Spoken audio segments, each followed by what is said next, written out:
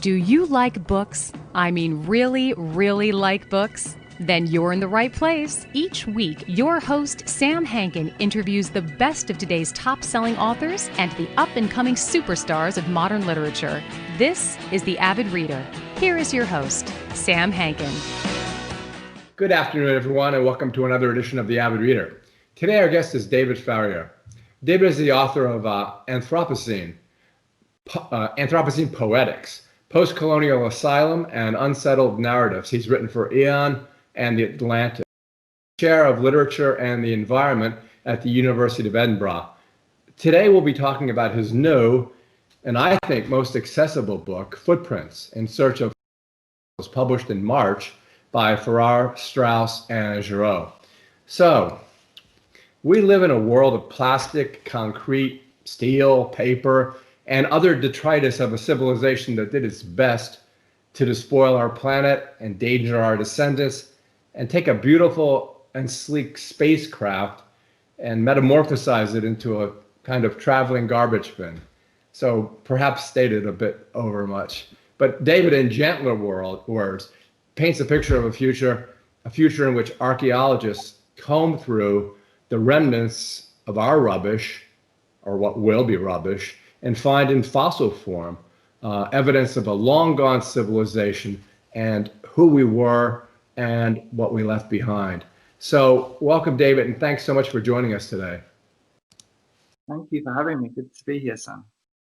Likewise. So if we begin to talk about your story, I guess we can begin at the initial discussion of, say, your background's in English literature. So let's begin with the idea of Italo Calvino's quote that if we eventually saw one city or a city appeared before us, we wouldn't be able to perhaps identify even the fact that it was a city. Yeah, so the reason that I got into thinking about what our future fossils might be is because it occurred to me that the legacies that we're creating are stories that we're telling to the future, the material legacies that we're leaving, whether it's the carbon that we're putting into the atmosphere, the plastic that we're distributing around the planet, the 130 million pieces of space junk orbiting the Earth, or indeed our cities, which is where Calvino comes in. They're all stories, they're all legacies written into the Earth that will, as you say, tell future generations stories about us, who we were, how we lived, what we valued.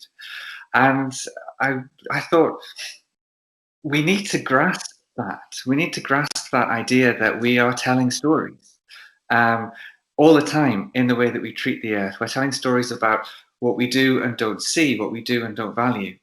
And to think about these as stories told to the deep future, I think helps us to appreciate the urgency of the kind of climate crisis that we're dealing with, that we're confronting. And that's where I come in as somebody who works with literature, who teaches literature every day. And for whom literature is my kind of bridge into meeting the world and thinking about it. So thinking about this as a kind of engagement in storytelling of various different kinds seemed a very natural way to address these questions, and that's where people like Italo Calvino come in. So one of the questions I ask in Footprints is what kind of fossil will a megacity like Shanghai leave? What kind of traces of how we've lived in these huge conurbations, these huge concentrations of people and materials and technology? What will be left in 1 million, 10 million, 100 million years? And the answer is a surprising amount. It's funny because at first the juxtaposition, given your past works with regard to poetics, narratives, and in this book, I thought, this is a strange juxtaposition. And then, like some of my favorite authors, whether it's Italo Calvino, Ursula Le Guin, Baudelaire, William Golding, Daniel Defoe. A lot of it is either magical realism or science fiction. And I thought, wow. And then I realized that you combine these things. That's one of the reasons it's accessible, because people aren't usually not confronted, but they're not usually given this mixture, this admixture of literature, which is your background, and this concept of future archaeology. So as an expert in English literature, how did you decide to diverge into the realm of what we're doing to the planet, whether it's the rising of seas or global climate change? Well, it's because, I mean, so much of the kind of the climate crisis represents not just a challenge to how we live, but to our imaginations. It's difficult to really get your head around the scale and the extent and diversity of the challenges that we face. The fact that it affects so many people in so many diverse ways, and that these effects will be played out over hundreds, even thousands of years in some cases. It's a challenge to our imaginations, and that's where literature comes in, I think. It's, if you have a background in earth sciences, climate science, and so on, of course, it's perhaps easier to get a hold on, the implications of what we face, but not all of us have that, and I think stories can do a great job in building that kind of bridge for us. So, this challenge to our imaginations is something that stories, literature, poetry can meet very well. I think we that's the work of storytelling, is not just to tell us what is, but also to tell us what could be. And I think that's really important, is that, thinking about what our material legacies will be, what our future archaeology will be, what stories these traces will tell. We have choices to make about what that story will be. We can decide whether that will be a story just of damage, neglect, or whether it might be a story of care, of learning to be better ancestors. And so that's where I think literature really comes in. I think literature can help us imagine otherwise.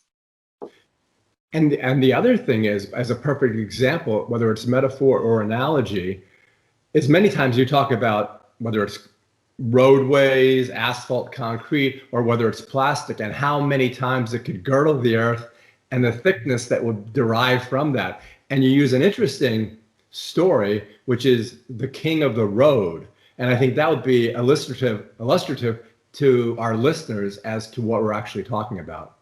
Yeah, so the first chapter of Footprints thinks about, what kind of material trace will be left of the road network. There are roads everywhere. We've, as you say, girdled the planet in asphalt, and they connect us to each other, city to city, and city to mine and quarry. And so the roads tell a story of how we've kind of colonized the planet. The King of the Road is it's an invented folk tale that's told in the middle of Ben Okri's, the Nigerian author Ben Okri's fantastic magical novel, The Famished Road. And it tells the story of this mythical entity, the King of the Road, who's a kind of manifestation of pure appetite. He demands of the people who live close to him in the forest a sacrifice, but his appetite is so great that it can't be satisfied, and they keep giving him more and more, and he just eats more and more until eventually he consumes himself, and all that's left is this kind of aching hunger. And it's a really fantastic illustration of how roads are themselves insatiable. That they speak of our appetite for natural resources and materials, and that we want to consume more and more. And so in Footprints, I think about what might be the actual trace of the road network, how much of our roads might last, for how long, in what capacity, but also what other stories they tell about how we've exploited natural resources and they've been carried along the roads that we've built. That our appetites are equally insatiable, and that story is part of the story that we're going to leave for the future. As an aside, I really thought it was unfair that the king of the road, as the people bring their sacrifices, he eats them as well, which really was unfair. And they should figure out, we shouldn't keep going there because, and actually one time he eats them before he even gets to the food. And yeah, well, these are, like I say, insatiable. well, yeah, and like the snake, he swallows his own tail, and all that's left is the stomach. Yeah. But it's funny because there's this myth, legend, and then you switch to modernity when you talk about Edward Bertinsky, and that is photographic evidence of what we're actually doing. It beautiful in one way, grotesque in another. And it's funny because after I discovered him researching for this interview, I sent texts out to people and his website, and I said, look at these photographs. Most people wrote back, incredible. Yeah. Because if you can't see them in this interview, but could you describe them and what they are? Yeah, so Edward Bertinsky specializes in large-scale landscape photography, but often of, not always, but often of places where human industry has left a real mark on the landscape. So he's photographed working and abandoned mines, abandoned oil fields. He's photographed quarries, but he does it on a scale where they almost look like abstract art. He often takes these photographs from great height, whether that's from a helicopter or using a drone. Even from a stepladder sometimes, but to the point where they don't seem like images of the natural world, but they seem very much like Jackson Pollock paintings or something. These incredible colors that you get in the Athabasca tar sands or in polluted mines. And what he's trying to do is give a kind of frame, a visual frame for the Anthropocene, this period of profound ecological change and damage driven by human influence that we now live in. He's looking at what's the iconography of the Anthropocene, and for him it's a massive scale, and it's where this line between the natural and the artificial seems to blur into one another, and it yields some incredibly beautiful images, which is I think quite an ironic thing, because you can't, like you said, you can't help but look at these photographs, often of profoundly damaged landscapes, and think, my goodness, that's incredible. I've never seen anything like that. Yeah, and that was the word. And they look beautiful. And it's like a lot of other things in life when viewed from afar. You think there's beauty. When you get closer, it's the grotesque. And which also reminded me, it's not exactly on par, but of Michelangelo's quote about essentially there's a block of stone and you're carving away everything that isn't the sculpture. And it reminds me of when I was in Florence and you see the 4 slaves, and it really seems as if they are very, they want to escape what they are in. And that was really good. Yeah. Talk about the boreholes, especially the Russian one, and how deep it goes. Yeah, they call us super deep boreholes. So the deepest hole humanity has ever made was made by the USSR, purely to experiment how deep they could go.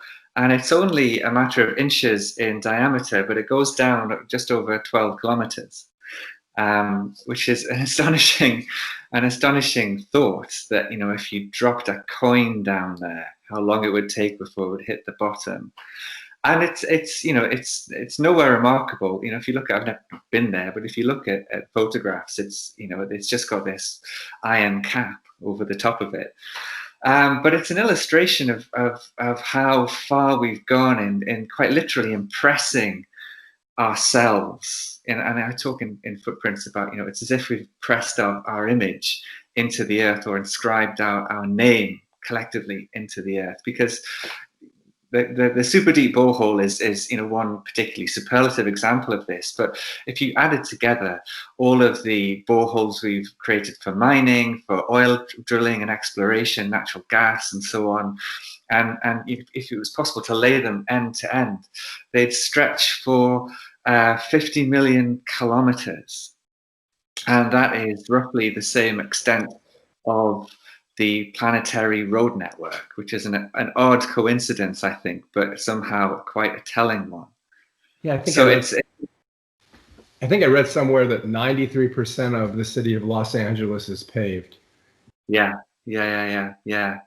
And even if only 1% of the surface road network persists, that given on a kind of planetary extent, given how networked we are, that will tell a story. And when you think about roads that pass through tunnels or deep underground, it's possible we'll have whole stretches of roads preserved in quite astonishing and quite an astonishing state, that might stretch, a mile, several miles, which will itself be profoundly articulate about the kind of world we lived in. Yeah, and the other thing you talk about, which I'm somewhat fatalistic, but assuming hundreds or thousands of years from now, there still are human beings that are interested in exploring the past. You talk about what will survive and what won't survive, and that maybe there'll just be a strata like there are now, this thick, recognizing the concrete, and the fact that just as in glacial manners, it's almost as if this stone or this aggregate is moved, because all of our stuff is moved from China to the United States, and just like glaciers drop a rock and then move 1,000 miles more, and that's fascinating too. Yeah, it is, and we're a geological force now. We do what continental drift, plate tectonics, glaciers have done in the past. We move things around. What about, again, in invisible cities where you draw that? Which, it was fascinating, because I didn't really, at first I thought, well, this is a weird way of approaching this. And then I realized, well, I understand these connections. For, Italo Calvino is one of my favorite authors. And the one thing that you talk about, well, you talk about Venice a lot, and you talk about him a lot. And then you talk about the one time in Invisible Cities where he says it's hard to talk about cities without just going back to Venice. So tell us a little bit about why you chose that city. There's other cities that are getting underwater, but why Venice? I guess because Venice is perhaps it was likely to be one of the first that will be inundated and perhaps have to be abandoned. And it's partly as well the place Venice has in the imagination of many of us. I think it's a city of eternal beauty and cultural achievement, but likely, unless radical action is taken, to be uninhabitable by the end of the century. I mean, if we continue on the current trajectory, I think Venice is almost certain to be only a memory, only something that we talk about in the past tense. Italo Calvino's Invisible Cities is the most incredible collection of fantastical city spaces. And as you indicated, Marco Polo tells Kubla Khan at one point, in recounting all of these brilliant cities that he's visited, in some ways he's always talking about his home city, always talking about Venice. And that really struck me, because on the one hand, modern cities today are equally fabulous as anything, in their own way, as anything Calvino imagined. But so many megacities, from New York to Mumbai to Shanghai, where I visited, face a very uncertain future. Face as under threat as Venice is, and so it was a way to think about what might be the future of these vast cities. with tens of millions of inhabitants, what kind of trace will they leave? How does a megacity become a fossil? And as you said, I think what I discovered in reading the speculations of geologists on this issue, it's likely that a city like Shanghai will still leave a kind of meter thick trace in the strata, in the rock record, 100 million years from now, punctuated with the residues of concrete, steel, glass, plastic, and perhaps even the outlines of some everyday objects that we might recognize, which is an incredible thought, I think. And yet these cities exist on a scale, they're so vast, so deeply impressed in the earth that it seems, almost guaranteed that that trace will be there.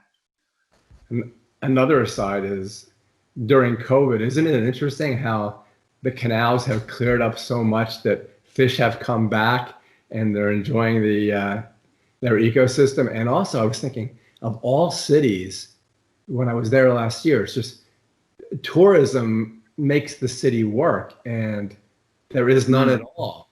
And that's irrelevant, but I just find it fascinating. Yeah, well, the pandemic has a deep time dimension to it as well. I mean, we are preoccupied with now, and of course, naturally and very necessarily, but all of this plastic that we're using.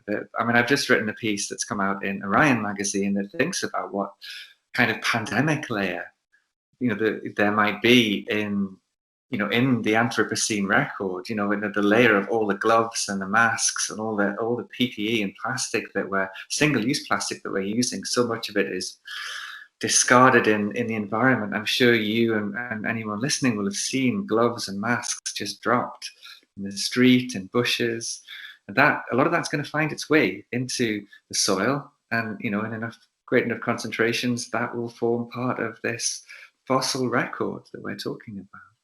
You bring yourself and your family into the book from time to time, and the one section, or basically just one paragraph, where you talk about how much plastic you use in the first hour and a half of your day. So I did the same exercise, and I realized, well, half the stuff on my desk is plastic or more, or paper. And I don't think anybody actually thinks, and you don't either. You didn't either until you did the exercise, correct? Yeah, I don't want to present myself as some kind of paragon of virtue, that I live a life outside of all of this. I'm as involved and culpable and responsible as anyone else. But then neither is it about guilt or painting a dark, bleak picture. As I said, I think my hope in writing Footprints was that we would begin to see not just future fossils as a way of storytelling, but as an opportunity to think about what story we do want to tell to the future. What kind of legacy do we want to leave? And that's my family motivate me more than anything else to really think about that question and come up with a good answer to it, because it's their future. So it might seem overwhelming how much plastic we all make use of in 1 hour of the day, or to think about the kind of legacy that our cities will leave in the rock record. But I think there's a way to look at this that is hopeful, that we have choices about the story that we tell, and it's about thinking about who. It's about rethinking how we're connected. Actually, we think of ourselves as living in a globalized world where we are connected to people thousands of miles away. We're talking to each other over the distance of thousands of miles. We tend less often to think about how our actions and our connect us to people who live on the far side of the planet, how our energy consumption affects people who live in the Marshall Islands or in Bangladesh. And we tend to think even less often than that about how our actions affect someone who won't be born for 10,000 years, but they will do. we are as intimately connected to people who won't be born for hundreds of human generations as we are to one another. And it's that kind of connectedness I wanted to explore. Yeah, it's just part of the space-time continuum. It's basically that. And it's like when you're talking about Venice, I was just thinking thousands of miles away, you talk about a much more prosaic city, which is which doesn't even seem like, how does this place still exist? You know, it's like, and like I said, when I gave the introduction, I was somewhat more fatalistic than you, but then I thought about it. Are we past like the Malcolm Gladwell tipping point? Is there any way you think, you've given us so many facts, is there any way that we can tip back past it? I don't see any. We can't do it. I think we stand on the threshold of multiple possible futures. You know, we talk about tipping points that would lead to a 2-degree world, a 2.5, a 3, 3.5, and each of these represents a radically different future for humanity, and for for other creatures that we share the planet with. I don't think, from what I've read so far, that the worst case scenarios are inevitable. It's impossible to go back to a pre-industrial climate, at least on any time scale that is meaningful for human experience. We are going to live in a world, profoundly influenced by human activity from now on. But it's about how influenced and to what extent. So I think, yeah, it's possible for us to change the nature and the terms of the story we're telling. It will take a profound level of collective and individual action, political will, the reshaping of economies, societies, and governments. But I don't think we have a choice. And people talk about being put off by the cost of decarbonizing, but they really ought to consider the cost of living in a 3-degree world. It doesn't compare. It really doesn't. We don't have a choice. So that, for me, is also reason for hope. We don't have a choice, so we need to get on with it. Yeah, but the thing is that you've popularized, especially now in this book, the concept of an epic that's Anthropocene. You've actually created, others have created this epic, like the Permian, when there was this catastrophe that destroyed almost all life on Earth. And now you have the Anthropocene, and you're talking about the future coming back and saying, what the hell was this? What did they do? Yeah. Well, yeah. I mean, there's a tacit assumption in footprints that there will still be our descendants there to read the stories that we've told.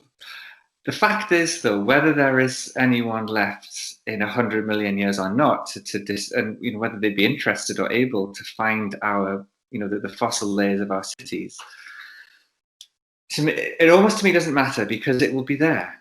The fact of having that an effect on that scale on the planet, which is unique in the history of species, I think it should give us sufficient pause for thought. But I am hopeful. I am hopeful that there will be human generations that will tell stories about us. And what I hope is that they'll tell stories about us as the generations that realized in time that things needed to change and turn the boat around before calamity, real calamity arrived. Well, the other interesting thing, if you look at it from the concept of time, is that one of the things you do in your book is you don't say that these future archaeologists, anthropologists will make any value judgment about us. They will just discover what we were, who we were, how we created this, like, rings on a tree. In a good year, there's more lines. In a bad year, there's less. And I'm not making a value judgment about the tree. I'm just noticing what was happening during that year or during that season. And I don't think you ever criminalize what we're doing. Do you? I don't think it's helpful to point the finger, wag the finger. I don't think that that's a way to draw people on side. I think we all know that what we're doing is damaging, and you have to go a long way to find someone who would accept the science on climate change and say it was a good thing. They do exist, but they're few and thankfully far between, if perhaps more voluble than they should be. So I didn't feel it was necessary to lay on the guilt. I think many of us have enough of that. And likewise, I didn't. We can speculate how a future generation might, look at the weather patterns in the world they live in thousands of years from now, and look at the level of the seas, and then look at the evidence of our civilizations, how we lived, and connect the two. We can speculate what kind of stories they'll tell, whether they'll be, whether they'll convict us and condemn us, or whether they might be more understanding. But we can only speculate, and perhaps it's best to leave that to the reader. Think, well, what kind of story is likely to be told? What kind of story would I like there to be told? What's the legacy I want to leave? And let that be the thing that motivates us. That's that phrase again, how do we become good ancestors? I can't think of a more important question that we all ask ourselves right now.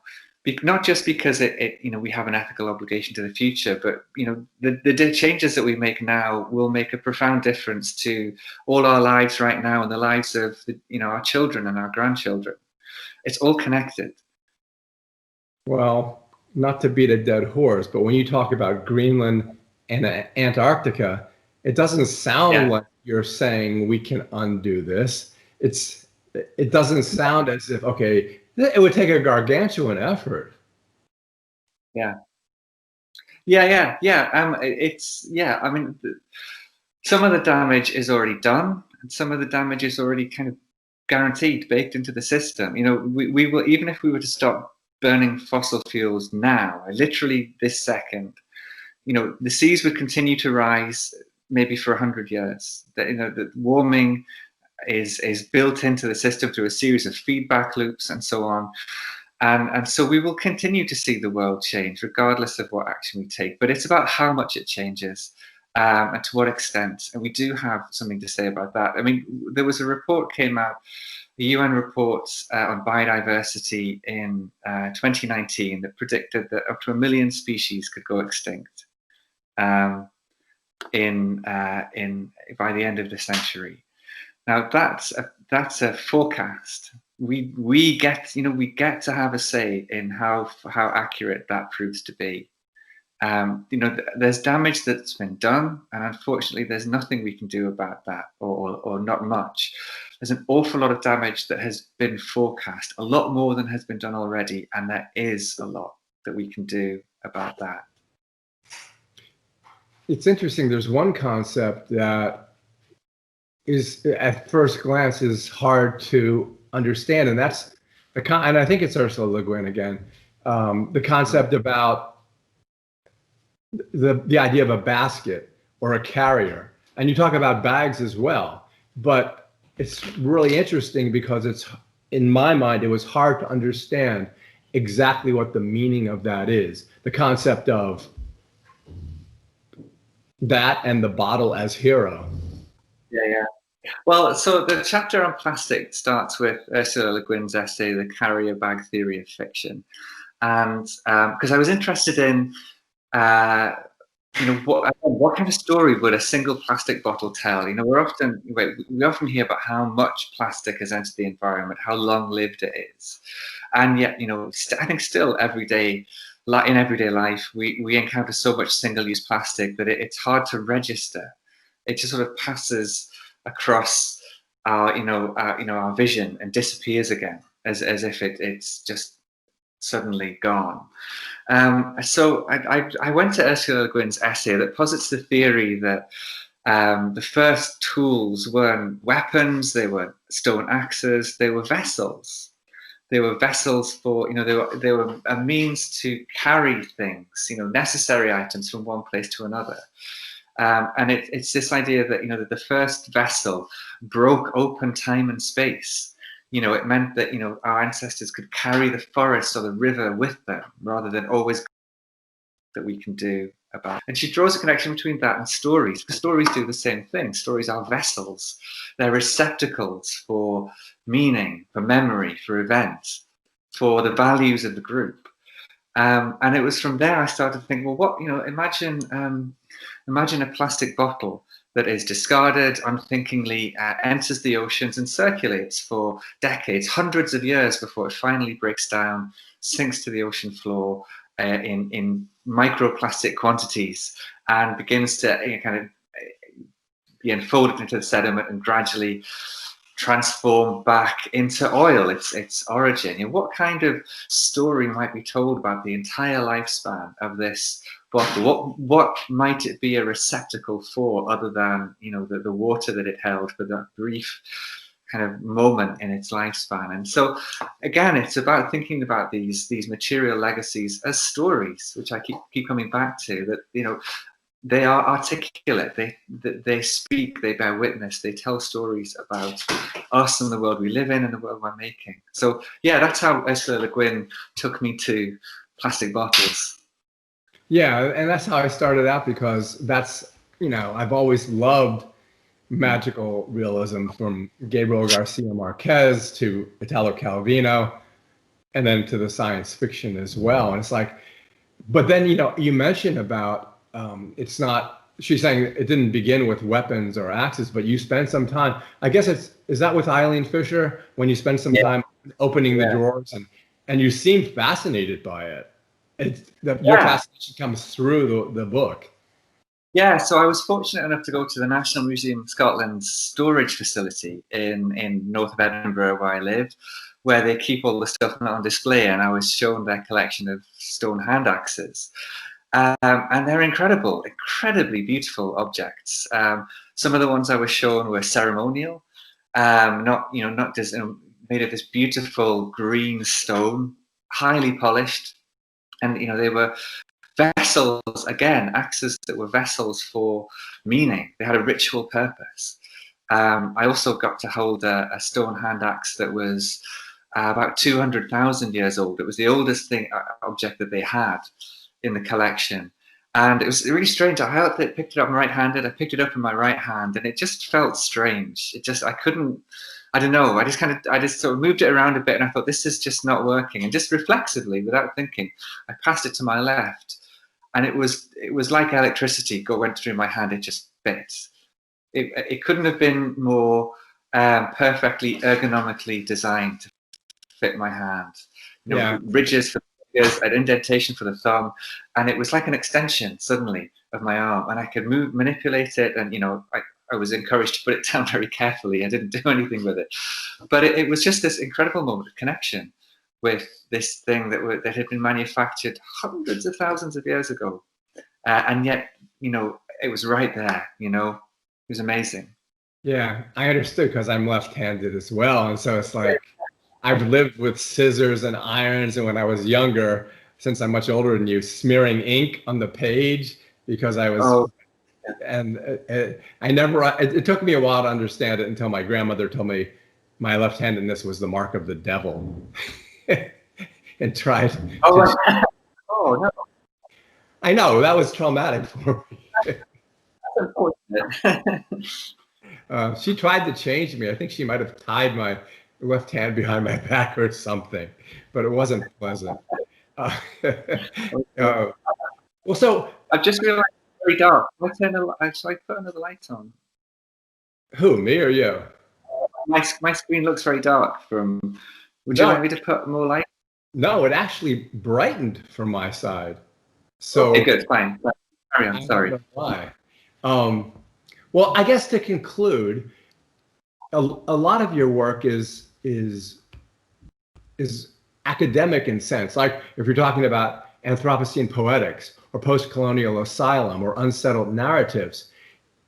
Just in conclusion, talk about why you chose to veer off to write a book that, like Neil deGrasse Tyson, is a book that is accessible and that allows us to understand, again, as I said, through the juxtaposition of English literature or literature in general, and what we're doing to the planet, and how you can then allow the reader to access that information. And it certainly is different than what you've written before.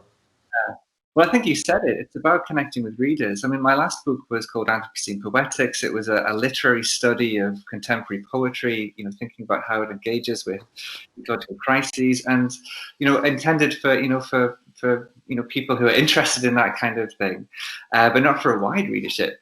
Right. I really value academic debate. I get so much from it. I couldn't have written Footprints without the input of hundreds of fantastic scholars and thinkers, and hugely indebted to that. And I think it's profoundly valuable for us going forward. But I also want to meet other kinds of readers, to connect with people who I think would appreciate to hear these kind of stories, but don't have access to those communities. So that's why I wrote Footprints. I wanted to meet more people, tell the stories as widely as I could, because I think these stories need to be heard. This is, as I said, the most important question that we face right now. What do we want our legacy to be? It will determine how we act in the next 10 years. It will determine how we live in the next 100 years, and it will determine the lives of people. Anthropocene Poetics, or Post-Colonial Asylum, or and that's why I thought, I have to step out of academic circles and try to speak to many different people. Well, in conclusion, for me, I own an independent bookstore, and as many times as people tell me, in general, you can't judge a book by its cover. Every single person who comes into my bookstore judges every book by its cover. And not only is their cover really good, but also if you open it up, the first thing you see is traces of a haunted future. Yes. That's an Edward Bertinsky photograph on the front as well, just in case. I should have mentioned that. There you go. Yeah, it almost looks out of, I don't know what, maybe Alien or something, or some kind of, I forgot. It's a ship-breaking yard in Chittagong in Bangladesh. But yeah, we just really liked it because it looks like this kind of strange sort of quasi-geological landscape. They look like eroding mountains. Yeah, and when you were talking about that, I could go on forever. There's so many questions, but we're talking about ships and how when they are dismantled, at the end, there's very little left because there's so much copper, which here in the United States, you build a house with copper, in the evening, vandals will come and take all the copper out. And right, yeah. And so it was interesting to understand. It's like a graveyard. It's haunted. Yeah, graveyard. Absolutely. Okay. Yeah. Well, I've spent a lot of your time, but I really have enjoyed it, and I could spend a lot more time because there's so many discrete areas, in the sense that there's lots of ways that this is happening, and even you would probably admit that you haven't covered all of them. Oh no, it would be possible. It's a snapshot. Right. On our future. Yeah. Okay. Well, thank you so much for joining us today. I've really enjoyed our discussion. Oh, thank you. I really appreciate the chance to talk. Talk to you soon. Talk to you soon. Bye.